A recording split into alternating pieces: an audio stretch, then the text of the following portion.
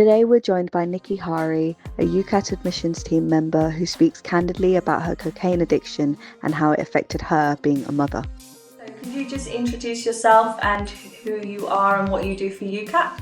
So my name's Nikki Hari. I'm the Admissions Supervisor working at UKAT, where we help people that are struggling with addiction. And you yourself have a past in terms of addiction, is that correct? I've got a long history of addiction. So my primary addiction was cocaine. And I didn't really start using cocaine until I was much later, much older in life. So I was always kind of anti-drugs. And I first tried it when I was about 23, 24. And I dabbled in and out of it, but then it kind of really took off when I had my children, unfortunately. And what was it about having children that made it pop off, so to speak? There were a few other mums that were using cocaine at the time, and we would kind of have like play dates for the children, and that would be the time when the mums would kind of get cocaine, but ultimately it was always me pushing for people to do it with me. So I was never really using it like loads in the night. It would be when the children were at school and then kind of finish by school pickup and be quite wasted by the time they came home from school. Do you think it's particularly challenging to be a mother, hence why you needed to rely on cocaine whilst the kids were away? Yeah, I mean, it is challenging because now I'm in recovery, I can look back at all the faults and the reasons why, but I would make excuses like I had trouble getting them up for school, they were playing up, or the school would phone me and say, this one's been naughty, that one's been naughty, and it was always a way of kind of releasing those kind of tensions and just having a bit of me time. And do you think your addiction to cocaine impacted the way you raised your children at the time? At the time, I would say definitely not. They were always well fed, they were clothed, they didn't go short of anything, but because I went into rehab myself, even from a very young age, children know the difference between a normal mummy and a high mummy or one that's on a come down. So I always kind of compensated it and would buy them things to make up for the guilt that I had, but also thought, you know, my children are abused, they're well looked after, they're well fed, they're not at risk. This was just something I was doing for myself. Yeah, it wasn't as if there was a lack of love coming from your end. There wasn't a lack of love, but there was definitely times that I put my addiction before the children's, and especially when it got to the worst it could have been. So what was the moment that you decided that you needed to change and get help for your addiction? Was it due to your children that you did that, or was it something that came from? It was due to my children, but also I'd stopped using recreationally, and now I was using cocaine on my own, and I was downplaying the amount of times I was using cocaine. So there were particular events that happened when the children were younger. I was too out of my head to go to their sports day. I never turned up for their sports day. My son, you know, when they have to write reports on what they've done over the school holidays. Yeah. One of my sons wrote, Mummy was always in bed sleeping. And that was kind of a real wake-up moment, and I was just thought, you know, what's going on here? But ultimately, a lot of friends intervened and said, it's enough.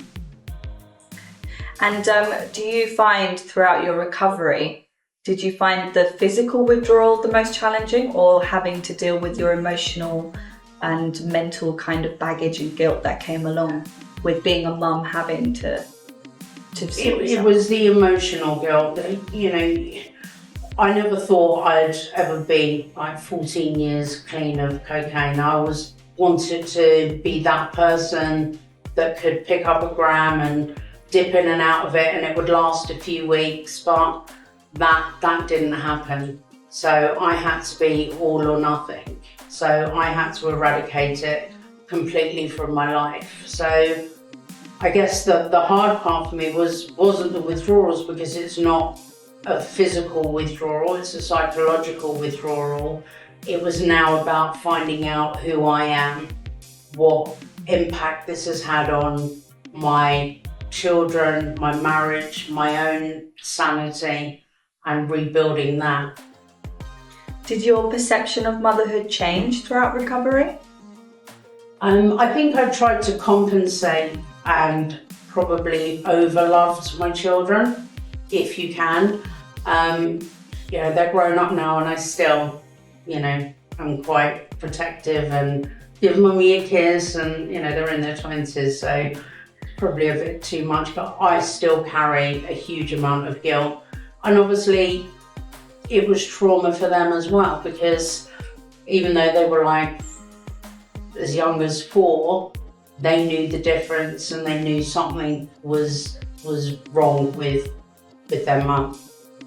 And what was the process like, having to reconnect with them as a mother being sober now? So they must have noticed a difference too, for the better, that there must have been a process where you had to either communicate with them, acknowledge your past and go forward, because they would have learned about addiction sooner than most people or most children did. Yeah, I mean, I did try to hide it from them for a long time, but when I hit my rock bottom and I went into rehab, although I didn't explain it to them there and then, I did tell them that their mum's going to go into a hospital, try to get better, try to be a better mum, be more present, and they did come and visit me.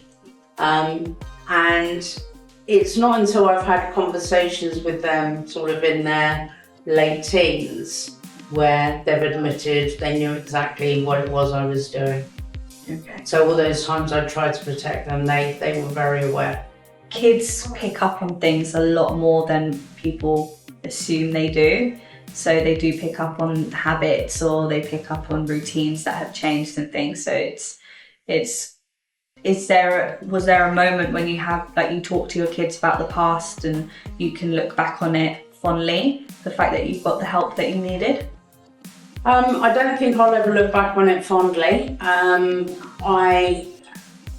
As my children have gotten older, I've made amends with them to the best of my ability. They may still have resentment for me, but I can only be accountable for my journey, and apologise for any trauma that I caused them. But we were on different paths, so I have apologised and tried to explain how it happened, why it happened, and obviously they knew the mum that was on a come down, the mum that was just taking her first 2 lines at school pick up and was really buzzy, and it's like, let's do this and let's do that, and then to the point where I now have to hide it from my then husband and pretend that everything was normal and I hadn't been doing drugs. Have you noticed any intense positive changes from going through recovery and reconnecting with your family to a sober degree? Yeah, absolutely. What recovery has given me is it's given me back. I can hold myself accountable. I can apologise for the wrongdoings that I did, and I can identify with them and try to explain any questions that they had about it. Parents was a little bit more difficult because they don't want to see their child or admit that their child has an addiction problem. so probably played it down more with my parents. And even with my children, I don't think I've ever gone into the full extent of how bad it was, probably because I still hold a lot of shame around it. But at the time, I never thought that they were in danger, but relationships have got, and even now I'm still building relationships with my children and my family. It's a daily progress. A lot of research in terms of, obviously we know this working at UKAT as well, a lot of times that people become susceptible to addiction themselves is if they've been around it in the house. Do you worry about that in terms of your children, or do you think that they have I know you said you're not sure of the full extent that they're aware of your past addiction, but do you worry that they might go down the same path as you? I did when they were younger, and I can't protect them. I mean, this is a lot of what I learned by being in rehab, is they have to go down their own path.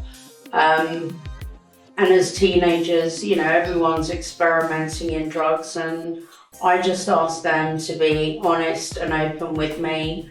And if they are going to consider taking drugs, to, if possible, discuss it with me, or find out that if they are doing it, it's from a reliable source.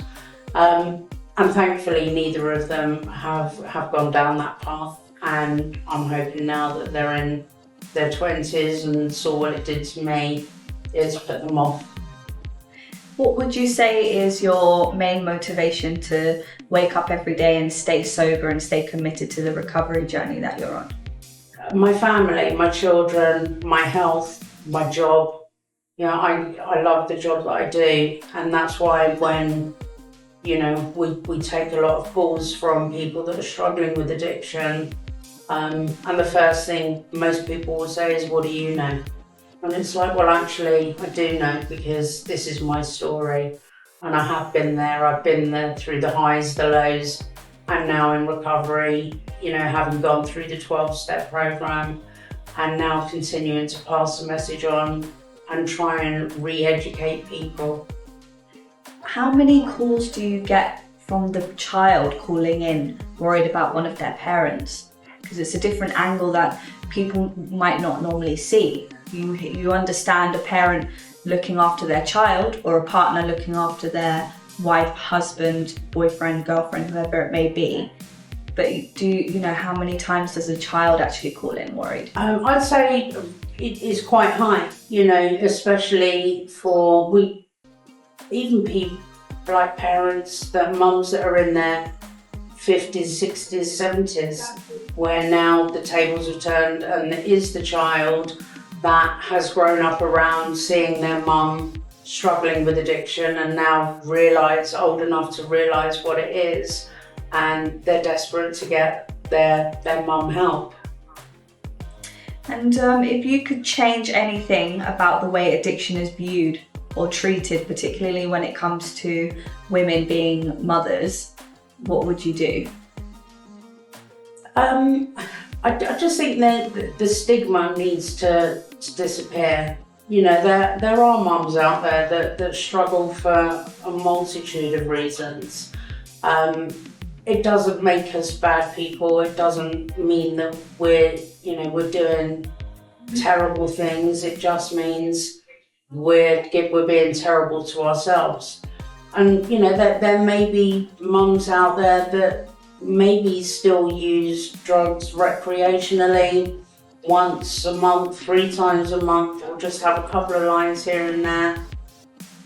I would just say be very careful, because that's how it started with me, and it creeps up very quickly and takes everything from you.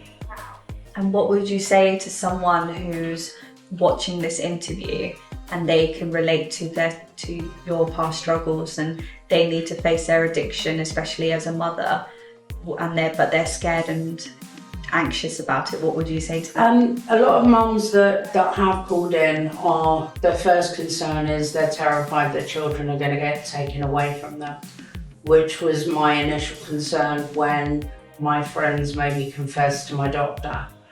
The last thing they want is to take your children into care. They did send social services round and they checked the children and obviously saw that they weren't abused or mistreated in any way, but they're there to support you. So don't be afraid to reach out to your best friend, to a helpline, or even just call UKAT for some advice on where to turn. There's a lot of support out there. If you don't want to go to your GP, you can contact support groups like Cocaine Anonymous, which are, life-saving. That's great. Thank you, Nikki. Thank you so much, and it was an absolute pleasure to share my story with you. Thank you for watching, and a special thanks to Nikki for sharing her time and being so open with her cocaine addiction. If you need help, please contact UKAT today and we can get you the support and guidance you need to overcome your addiction.